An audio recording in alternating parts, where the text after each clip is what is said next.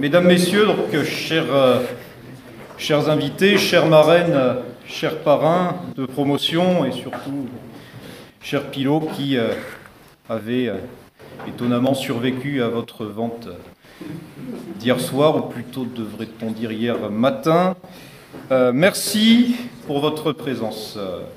C'est le cinquième baptême que je fais dans cette école, et c'est la première fois que je vois autant de monde dans cet amphithéâtre. Tant mieux. Bien, mesdames, messieurs, je remercie madame la conseillère municipale de sa présence. À nouveau, mesdames, messieurs les parrains de promotion, monsieur le commandant du Bélem, messieurs les représentants des associations Jeunes Marines, Hydros, l'AFCAN également, et mesdames, messieurs les enseignants qui sont parmi nous ce soir également, quelques agents de l'ENSEM, du BEF notamment, madame la directrice générale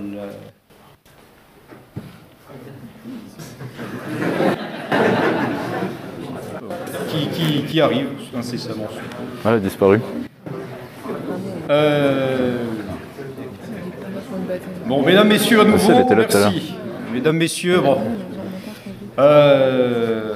vous savez, donc, notre école traverse, et c'est bien malheureux, une période relativement difficile. Bon, rassurez-vous, je n'ai aucune intention de m'étendre sur ce sujet. Mais alors, me direz-vous pourquoi j'en fais mention ? Parce que dans cette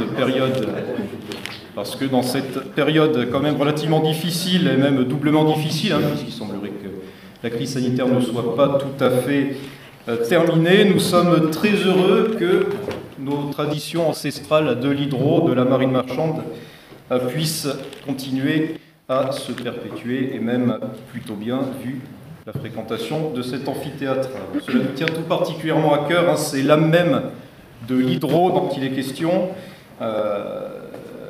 quelque chose qui représente typiquement que notre école n'est définitivement pas une école comme les autres, avec des élèves qui ne sont définitivement pas des élèves comme les autres, à bon entendeur. J'en veux pour preuve donc la présence ici même de mesdames, messieurs les parrains et marraines de promotion qui nous font l'honneur de participer à cette cérémonie. Madame Vicky Hérault, anciennement capitaine sur les ferries de Saint-Pierre-et-Miquelon, actuellement pilote de Brest. Monsieur Antoine Simon, commandant à Corsicaria, du plus grand navire passager français qui est le Daniel Casanova.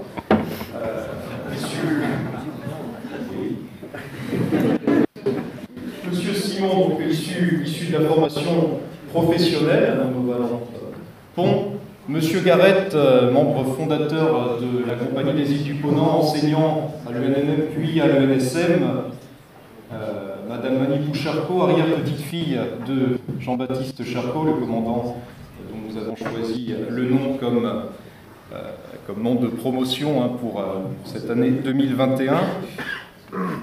Madame Manipou Charcot, vous représentez également l'association des amis du commandant Charcot et de son navire Le Pourquoi Pas, et également le fonds de dotation Le Français, témoin d'épaule.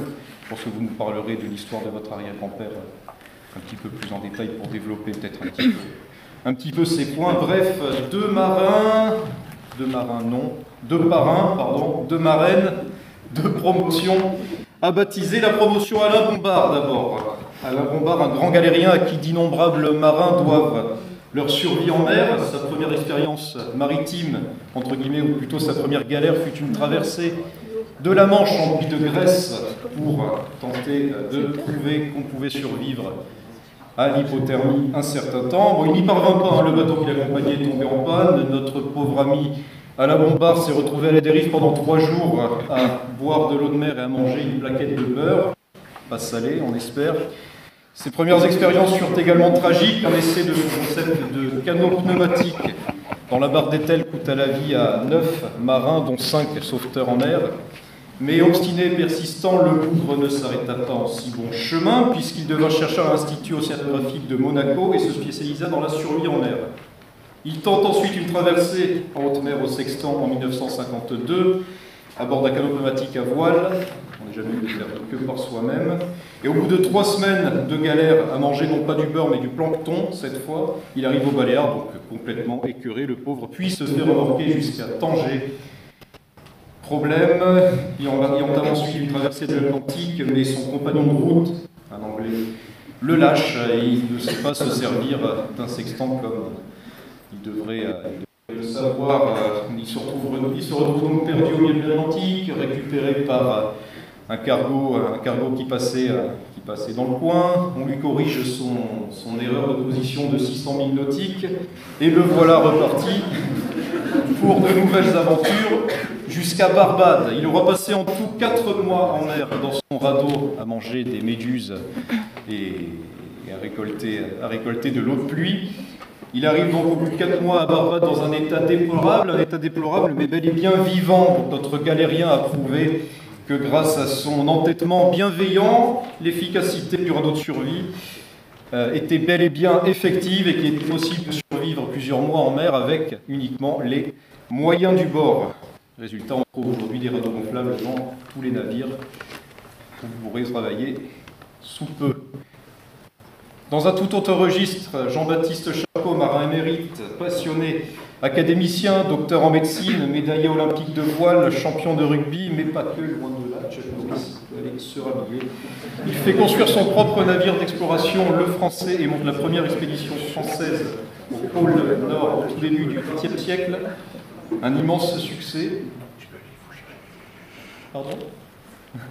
Un immense succès, puisque 1000 km de côtes sont découverts et cartographiés, des notes, des mesures et des relevés fournis au Muséum d'histoire naturelle. Deuxième expédition quelques années plus tard, à nouveau un grand succès avec son nouveau navire le Pourquoi pas, 4e du nom. Le Muséum d'histoire naturelle est ravi, l'Institut océanographique aussi. Le commandant Charcot, en revanche, est lui affaibli par le scorbut. Les expéditions et les missions se poursuivent les années suivantes. Jean-Baptiste Charcot est reçu à l'Académie de Marine, sert dans la Marine nationale durant la guerre de 14-18. Et en 1936, le commandant Charcot, 69 ans, un âge avancé pour un marin à cette époque, coule avec son équipage et son navire, victime d'une terrible tempête à quelques milles de Reykjavik. Sans vouloir mélanger les torchons, aussi nobles et respectables soient-ils, et les serviettes, permettez-moi un petit parallèle entre les deux personnages que sont Alain Bombard et Jean-Baptiste Charcot, deux personnages historiques qui laissent leur empreinte indélébile dans notre histoire et qui méritent amplement la page Wikipédia et bien au-delà. Ils illustrent parfaitement la polyvalence de notre métier ou de votre futur métier pour la plupart d'entre vous, prêts à prendre des initiatives courageuses et novatrices, un peu astronome, un peu scientifique, un peu explorateur, en somme, beaucoup marins. Merci pour votre attention.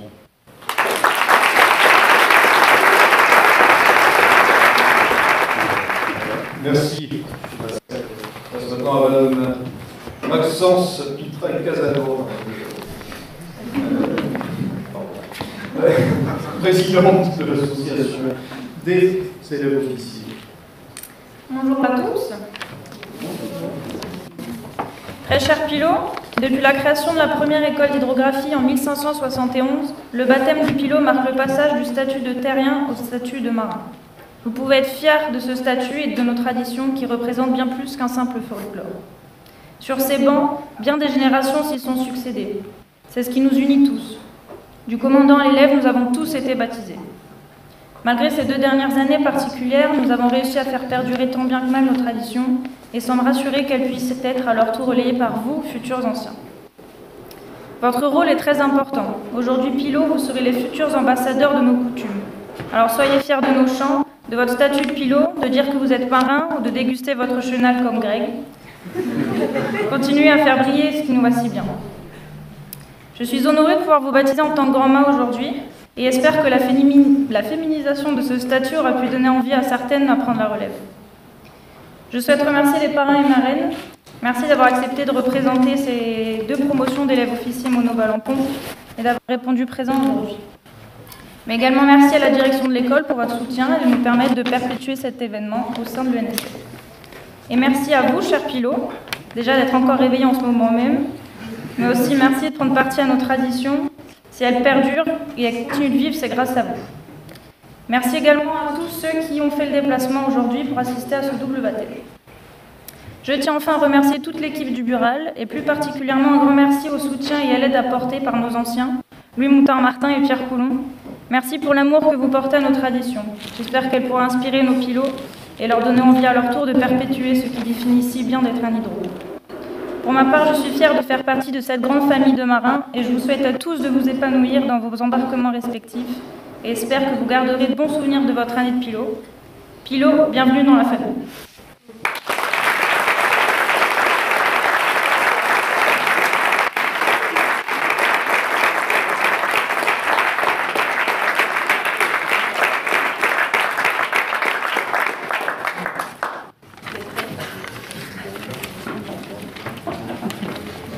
Salutations au grand Neptune, salutations aux déesses amphitrite. Nous voici tous réunis. Acceptez-vous de présider cette cérémonie? Oui, nous l'acceptons. Merci à toi Neptune, dieu des eaux vives et des océans, et merci à toi Amphitrite, reine des océans, maîtresse des monstres marins, d'avoir quitté votre nébuleux royaume pour répondre à votre appel. Arrête, ô grand mât, arrête-toi ici, et regarde un dieu qui a de toi souci. Si tu ne me connais pas, je fus mon père. Je suis de Jupiter et de Pluton, le frère. Entre nous trois, jadis, fut réparti l'univers. Jupiter eut le ciel, Platon eut les enfers. Et moi, le plus hasardeux, eut la mer en partage. Et le gouvernement de ces mois, héritage. C'est avec une grande joie que nous avons quitté cet humide empire pour venir parmi vous, hardis navigateurs qui s'aventurent dans notre royaume. Vois Neptune, ils sont si gais ou si taciturnes, grands buveurs de gnôle et coureurs de jupons. Allons, dis-moi, grand-mât, quel nom allons-nous donner à ces promotions? La promotion 2020 portera le nom d'Alain Bombard, inventeur émérite et audacieux à qui d'innombrables marins naufragés doivent leur vie. Qu'il en soit ainsi. Et qui sont les heureux élus qui auront l'honneur et la bonté de parrainer ces pilotes? Leur marraine ou amphitrite sera Vicky Hérault. Madame Hérault, vous fûtes baptisée en l'an de grâce 2005 à l'École nationale de la marine marchande de Marseille. Vous avez sillonné les mers froides de Saint-Pierre-et-Miquelon. Vous avez commandé de fiers vaisseaux contre vent et glaçons. Et vous quittez maintenant les navires qui pénètrent la rade de Brest. Capitaine, vous qui étiez à leur place il y a maintenant 17 années, voulez-vous bien vous adresser à vos futurs filleuls?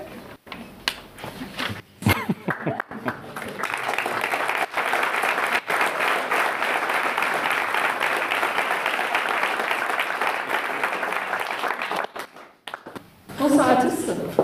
Je vous remercie en tout cas de m'avoir choisi pour être marraine d'une promotion. J'en suis très fière.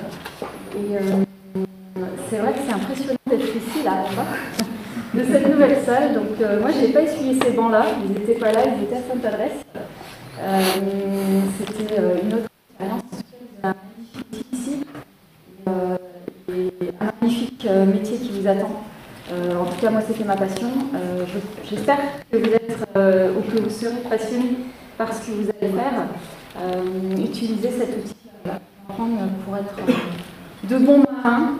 Rien de tel qu'une bonne expérience, des voyages en mer pour se régaler. Voilà, vous êtes l'avenir de la marine marchande française. Quand même, c'est chouette. Donc, à vous de la porter aujourd'hui. Je vois qu'il y a quand même des promos. Je vous souhaite aussi beaucoup de réussite. Et aux hommes aussi, évidemment. Et en tout cas, merci beaucoup. Et puis, bon vent à tous.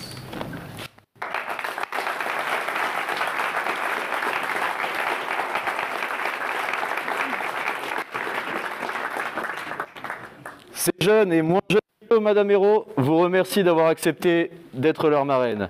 Vous serez toujours la bienvenue dans mon royaume. Il est temps au grand mât de nous présenter le parrain de cette promotion. Je ne saurais contenir plus longtemps votre impatience, mon cher Neptune. Votre parrain, au grand Neptune, sera Antoine Simon. Issu du parcours de formation professionnelle, vous êtes entré dans notre royaume en tant que matelot. Vous vous êtes endurci dès votre plus jeune âge sur des navires de pêche. Vous avez gravi les échelons et êtes maintenant commandant du plus grand navire à passagers français, le Daniel Casanova de la Corsica Line. Cher parrain, acceptez-vous de vous adresser à vos filleuls? Bien sûr.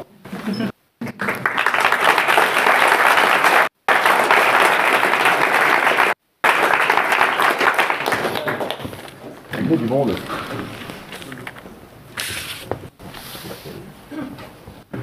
Bonsoir à toutes et tous. Merci pour cette belle introduction, cette belle appel. C'est ça que j'ai mon discours, c'est pas grave.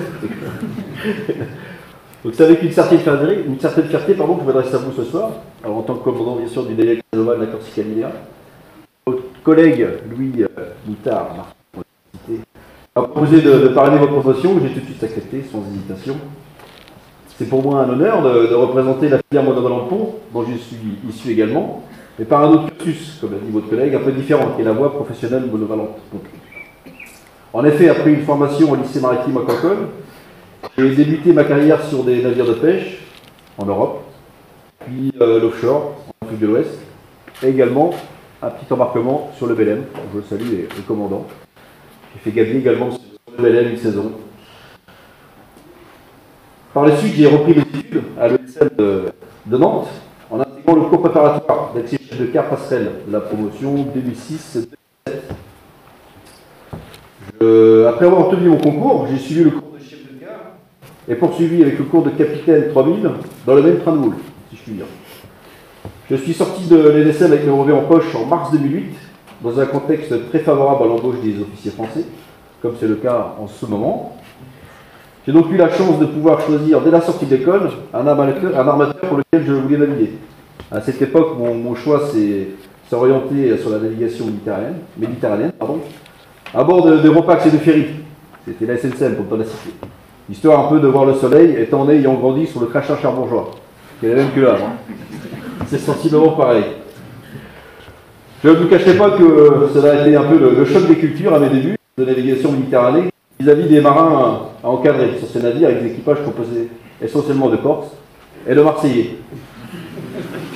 Vous apprendrez également dans vos futures navigations l'importance de cette facette de votre métier, qui est l'encadrement du personnel et son management.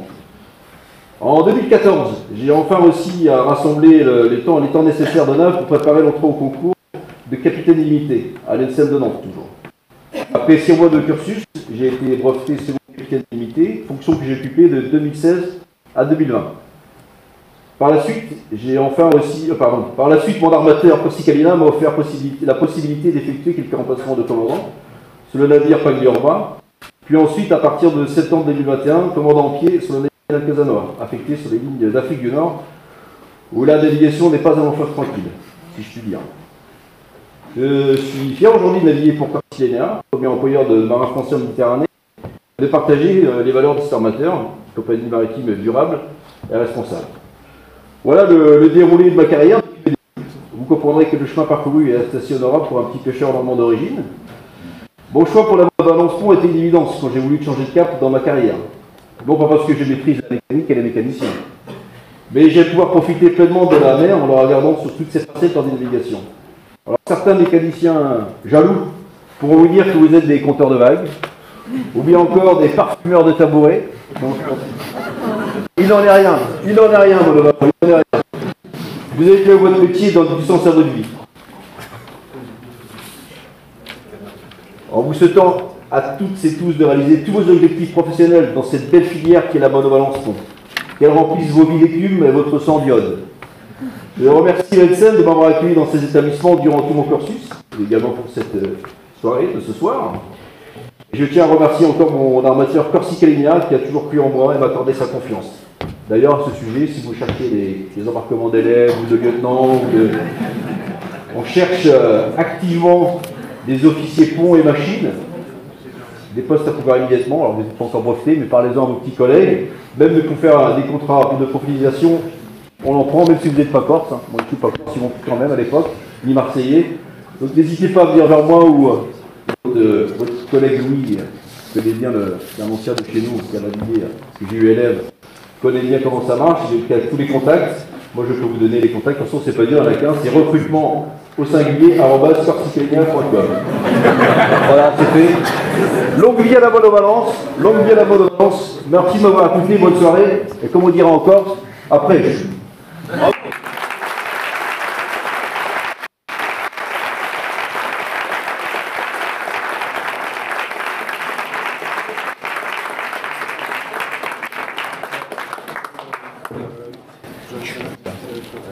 Tout cela est bon et nous nous en réjouissons. Monsieur Simon, merci d'avoir pu honorer de votre présence cette cérémonie. Vos filleuls vous en sont reconnaissants.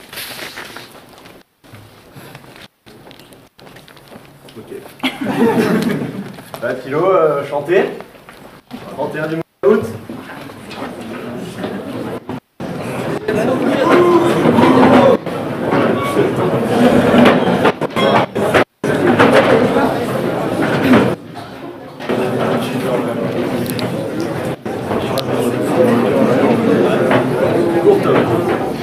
Ça va? Ça va mieux? Ça va un peu mieux.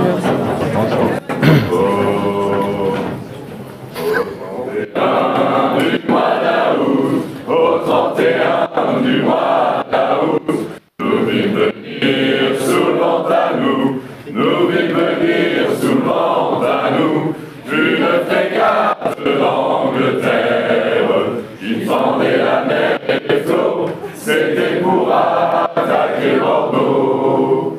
Buvons un coup là, buvons-en de seigle à la santé des amoureux, à la santé du roi de France, et mère pour le roi d'Angleterre, qui nous a déclaré la guerre.